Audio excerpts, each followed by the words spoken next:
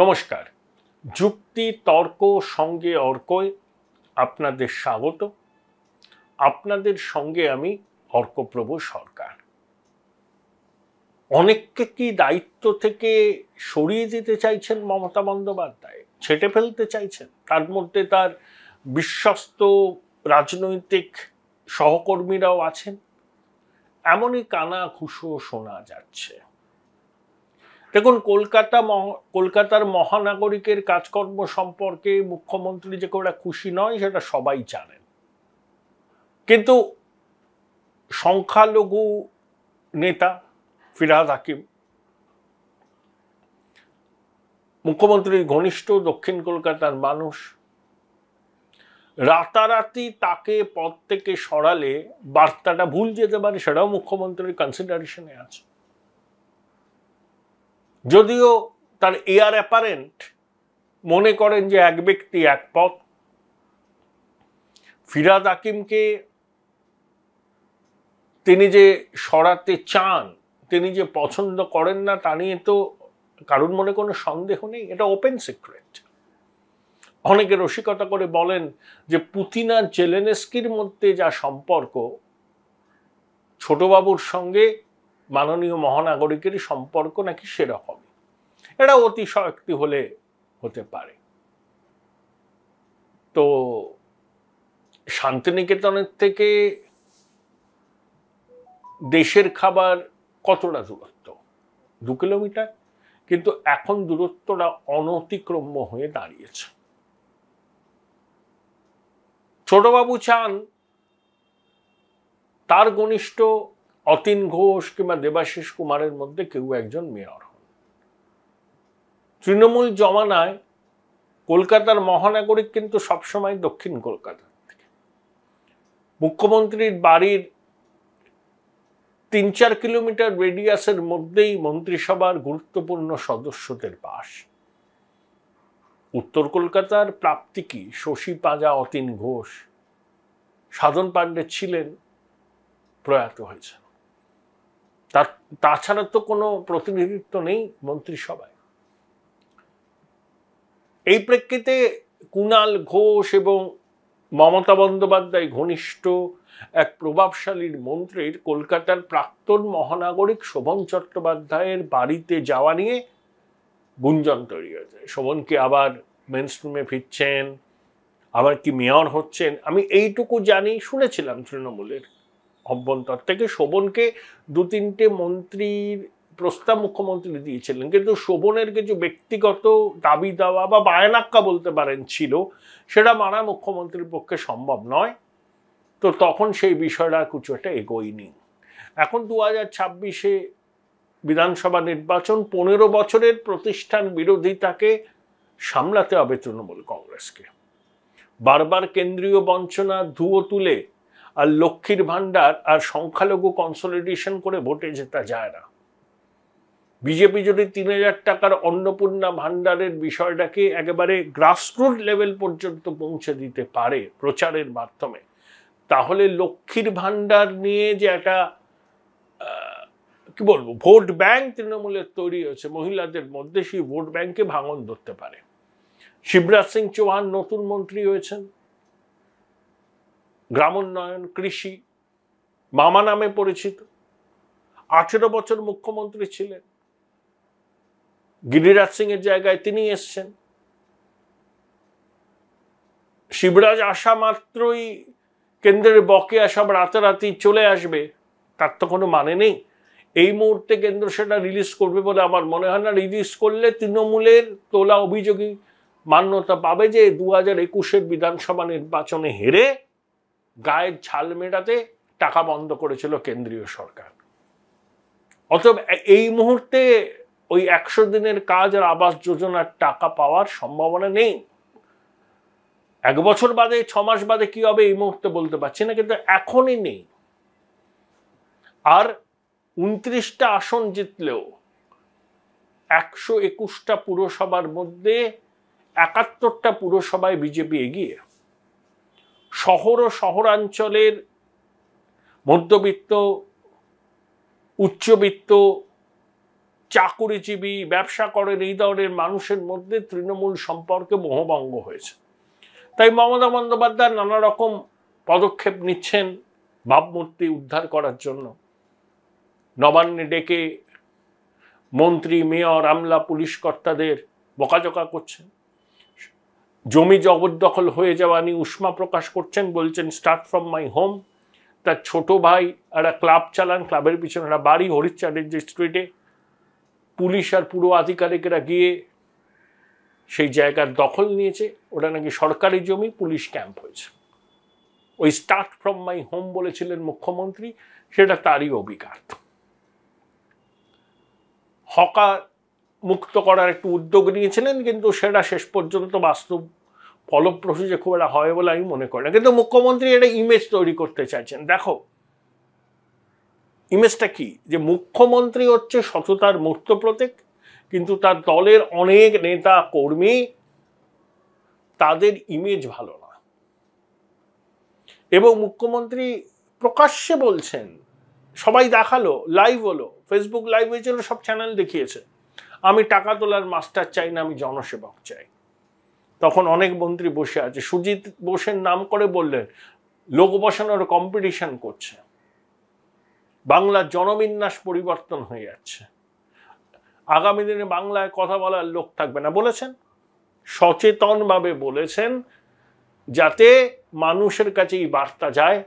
দেখো মুখ্যমন্ত্রী চেষ্টার ত্রুটি করছেন না, কিন্তু তার দলের অনেক মন্ত্রী নেতা আছেন যাদের ক্রেডেনশিয়াল একেবারেই ভালো নয়। মুখ্যমন্ত্রী সচেতনভাবে এই বার্তা দিচ্ছেন নিজের ভাবমূর্তিটাকে সব সন্দেহের ঊর্ধ্বে রাখার জন্য। এটা তার political প্লয়। Join Indian Institute of Hotel Management now. Right choice, right decision. চোখে ধুলো দেওয়ার কৌশল বলছেন অনেকে, বিরোধীরাও বলছেন। এই প্রেক্ষিতেই একটা গুঞ্জন, হয়তো কিছুটা সত্যিও হতে পারে, যে মন্ত্রিসভায় একটা ঝাঁকুনি দেবেন। যেমন সেচ মন্ত্রী হিসাবে মুখ্যমন্ত্রীকে কাউকে নিয়োগ করতে হবে। কাকে নিয়োগ করবেন? সেচ মন্ত্রী হিসাবে কি শোভন চট্টোপাধ্যায়কে নিয়ে আসবেন? শোভন চট্টোপাধ্যায়ের সঙ্গে অভিষেক বন্দ্যোপাধ্যায়ের সম্পর্ক মসৃণ নয়। আবার অভিষেক এখন শারীরিক কারণে বিরতি নিয়েছেন। এই লোকসভা নির্বাচনে তৃণমূলের সাফল্যের পিছনে অভিষেকের যে ভূমিকা ছিল সেটা সবাই মানেন। এমনকি বিষ্ণুপুর থেকে যিনি জিতেছেন বিজেপির টিকিটে, সেই সৌমিত্র খানও অভিষেকের ইলেকশন ম্যানেজমেন্টের প্রশংসা করেছেন।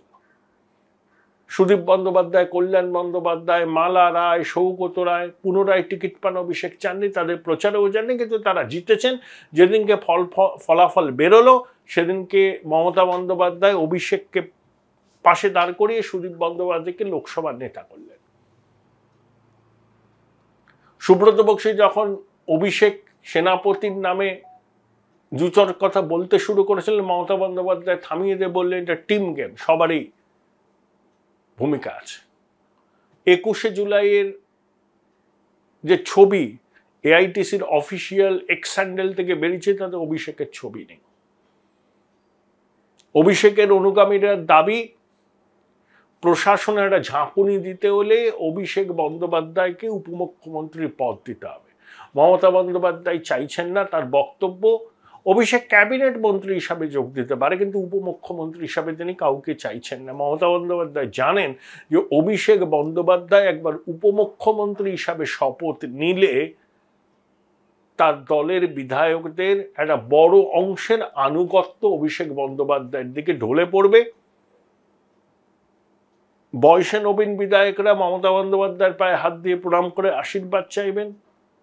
গুটি কয়েক মন্ত্রী নেতা তার সঙ্গে থাকবেন, কিন্তু বেশিরভাগের আনুগত্য অভিষেকের দিকে চলে যাবে। এবং আমলাকুলও একটা বড় অংশ অভিষেক বন্দ্যোপাধ্যায়ের কথা শুনে চলাটাই উচিত বলে মনে করবেন। মমতা বন্দ্যোপাধ্যায় এই বিষয়ে এক্ষুনি চান না। আর সর্বভারতীয় রাজনীতিতে গুরুত্বপূর্ণ ভূমিকা পালন করার সুযোগও মমতা বন্দ্যোপাধ্যায়ের এই মুহূর্তে নেই। ইন্ডিয়া জোট যদি ক্ষমতায় আসতো তাহলে তিনি হয়তো চেষ্টা করতেন। তিনি এখন একটা কথা বলছেন যে এনডিএ জোটের সরকার ভেঙে যাবে, ইন্ডিয়া জোটের সরকার আসবে, অভিষেক গুরুত্বপূর্ণ মন্ত্রক পাবে, অভিষেকের উচিত সর্বভারতীয় রাজনীতিতে মনোনিবেশ করা। কিন্তু অভিষেকও জানেন যদির কথা নদীর পারে, এই মুহূর্তে এনডিএ সরকার ভাঙার কোনো প্রশ্ন নেই। 5 বছর বাদে কি হবে কেউ জানে না। 2026 নির্বাচন, তার আগে যদি অভিষেক উপমুখ্যমন্ত্রী হতে পারতেন তাহলে দল এবং সরকারের অভ্যন্তরে তার নিয়ন্ত্রণ আরো বাড়ত। এটা অভিষেক চেয়েছিলেন, তার অনুগামীরা চেয়েছিলেন, কিন্তু সেটা হচ্ছে না। কিন্তু তা সত্ত্বেও মমতা বন্দ্যোপাধ্যায় ঝাঁকুনি দিতেই পারে। কুণাল ঘোষ অভিষেক বন্দ্যোপাধ্যায়ের ঘনিষ্ঠ, তিনি যদি মমতার প্রিয় কাননের বাড়িতে যান তাহলে এটা অনেকে ধরে নিতে পারেন যে অভিষেক বন্দ্যোপাধ্যায়ের সম্মতিও আছে, কারণ ববি হাকিমের ডানা ছাড়তে গেলে শোভনকে নিয়ে আসতে হবে। আবার এমনও হতে পারে যে অভিষেক বন্দ্যোপাধ্যায়ের সঙ্গে এই বিষয়ে কোনো কনসাল্টই করেননি মমতা বন্দ্যোপাধ্যায়। নবান্নে মেয়র দেবাশিস কুমারকে মুখ্যমন্ত্রী কার্যত ঝাড় দিলেন তাদের ব্যর্থতার জন্য। তারপরেই প্রিয় কাননের বাড়িতে কুণাল এবং আর এক মন্ত্রীর যাওয়া, সে মমতার ঘনিষ্ঠ, এটাকে খুব সহজভাবে নেওয়া যায় না। সহজভাবে মানে পলিটিক্যাল ইমপ্লিকেশনস আছে। এখন অনেককে দায়িত্ব কাটছাট করবেন মুখ্যমন্ত্রী, কিছু নতুন মুখ আসবে। তারপর কংগ্রেসের সঙ্গে মুখ্যমন্ত্রীর সম্পর্ক মজবুত হচ্ছে। রাহুলের সঙ্গে 15 মিনিট কথা বলেছেন, যে রাহুলকে এককালে বসন্তের কোকিল বলেছিলেন, নির্বাচনের আগে বলেছিলেন 40টা ক্রস করে দেখা, কংগ্রেস 99টা। নির্বাচনের ফল প্রকাশের পর রাহুলকে অভিনন্দন জানিয়ে তিনি নাকি মোবাইলে বার্তা পাঠিয়েছিলেন, রাহুল জবাব না দেয় মুখ্যমন্ত্রী ক্রুদ্ধ হয়েছিলেন। তারপর রাহুল ফোন করেন, অনেক কথা হয়। অবদেশ সিং সম্ভবত ফৈজাবাদ থেকে যিনি জিতেছেন এসপির, মমতারই প্রস্তাব ছিল যে তাকে ডেপুটি স্পিকার পদে ইন্ডিয়া জোট মনোনীত করে, কংগ্রেস তার বক্তব্য শুনেছে। এখন মসৃণ চলছে। অধীর হেরে গেছেন। মমতা এবং তৃণমূলের একটা অংশ চাইছে 2026-এ কংগ্রেসের সঙ্গে সমঝোতা করতে, অবশ্যই এ রাজ্যে তৃণমূলের টার্মস অ্যান্ড কন্ডিশন।